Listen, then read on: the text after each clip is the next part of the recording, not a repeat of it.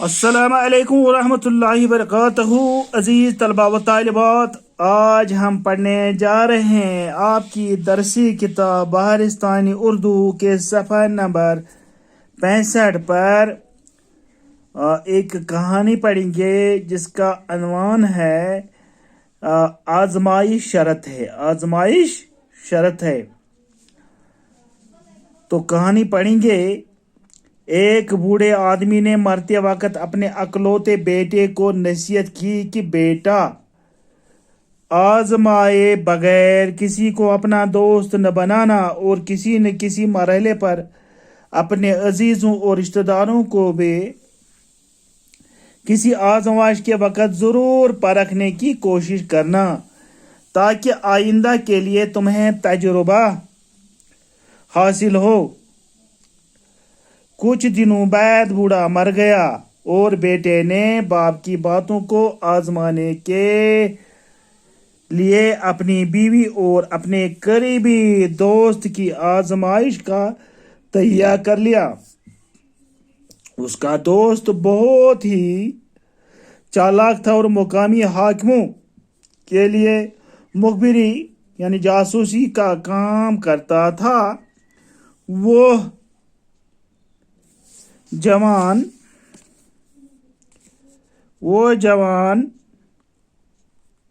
کے گھر بھی آیا جایا کرتا تھا اور اس کی بیوی کو بھابھی کہہ کر پکارتا تھا۔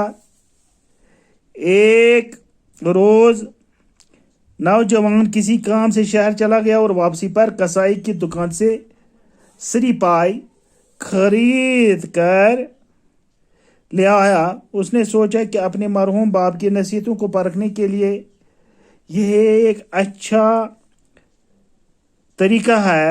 چنانچہ ایک تھیلے میں سری پائی لے کر جب وہ گاؤں واپس پہنچا تو خاصی رات ڈھل چکی تھی۔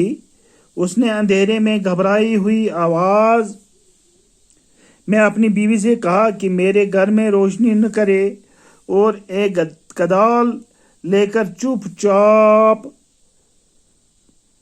آنگن میں ایک گڑھا کھودنے لگا۔ بیوی کی حیرت کو خوف و دہشت میں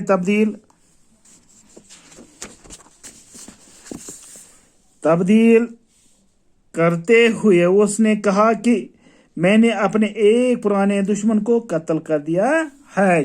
پیارے بیٹو، آج ہم اتنا ہی پڑھیں گے۔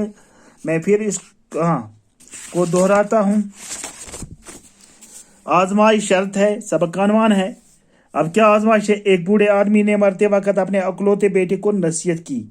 یعنی ایک بوڑھا آدمی تھا، اس کا ایک ہی بیٹا تھا، یعنی اکلوتا بیٹا تھا۔ اس نے مرتے وقت اپنے بیٹے کو نصیحت کی کہ آزمائے بغیر کسی کو اپنا دوست نہ بنانا۔ جب تک کسی شخص کو اپنا آزمائے تو تب تک اس کو اپنا دوست نہ بنانا، اور کسی نہ کسی مرحلے پر اپنے عزیزوں اور رشتہ داروں کو بھی کسی آزمائش کے وقت ضرور پرکھنے کی کوشش کرنا۔ یعنی ایسا کوئی موقع ملے گا اپنے عزیزوں یعنی اپنے پیاروں، اپنے رشتہ داروں، اپنے دوستوں کو بھی آزما کر پرکھنا، تاکہ آئندہ کے لیے تمہیں تجربہ حاصل ہو، یعنی آپ کو تجربہ حاصل ہو، ان لوگوں کے بارے میں جانکاری حاصل ہو۔ کچھ دنوں بعد بوڑھا مر گیا اور بیٹے نے باپ کی باتوں کو آزمانے کے لیے اپنی بیوی اور اپنے قریبی دوست کی آزمائش کا تہیہ کر لیا۔ یعنی اب اس نے سوچا کہ میں اپنی بیوی اور اپنے دوستوں کو آزماؤں۔ اس کا دوست بہت ہی چالاک تھا، یعنی اس کا دوست بہت چالاک تھا اور مقامی حاکم کا جمع ہے حاکموں یعنی حکمران جو حکومت کرتے ہیں کے لیے مخبری یعنی جاسوسی کا کام کرتا تھا۔ وہ اس نوجوان کے گھر بھی آ جایا کرتا تھا، یعنی اس کے گھر بھی آتا تھا وہ، اور اس کی بیوی کو بھابھی کہہ کر پکارتا تھا۔ ایک روز یعنی ایک دن نوجوان کسی کام کے لیے شہر چلا گیا اور واپسی پر کسائی کے دکان سے سری پائی یعنی کسائی جس کو ہم پج کہتے ہیں، کشمیری میں پج کہتے ہیں، اس کے دکان سے کل پاچ کشمیری میں کل پاچ کہا جاتا ہے، اور سری پائی یعنی کسی جانور کے کسی بیڑ بکری کے سری پائی سر اور اس کے پاؤں اس کے وہ لائے खरीद कर लाया।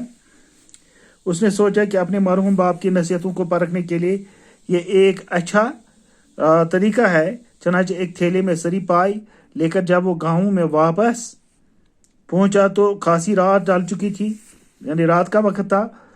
उसने अंधेरे में घबराई हुई आवाज में अपनी बीवी से कहा, हाँ, कि घर में रोशनी न करे, यानी रोशनी मत जलाओ, दिया मत जलाओ, और एक कदाल लेकर चुपचाप आंगन में एक गड्ढा खोदने लगा।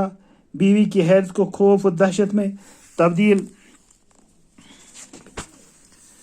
करते हुए उसने कहा कि मैंने अपने एक पुराने दुश्मन को कत्ल कर दिया है। इस तरह से हमने आज ये कहानी पढ़ी।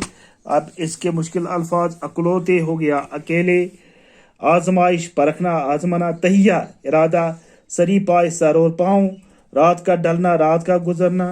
हाँ, ये कुछ अल्फाज हैं, अल्फाज माने हैं, इनको आप ज़बानी याद करना। तो और सवाल है, बूढ़े ने मरते वक्त अपने बेटे को क्या नसीहत की? ये आप लोगों के लिए तफीज़ी काम है। आप इसका जवाब अपने रफ पर लिखकर मेरे पर्सनल व्हाट्सएप नंबर पर डालना। तो कल हम दूसरा सवाल, सरकारी मुखबिर को कत्ल की वारदात का पता कैसे चला, अभी हमने ये पढ़ा नहीं, लेकिन ये सवाल है, आपके जहन में होना चाहिए।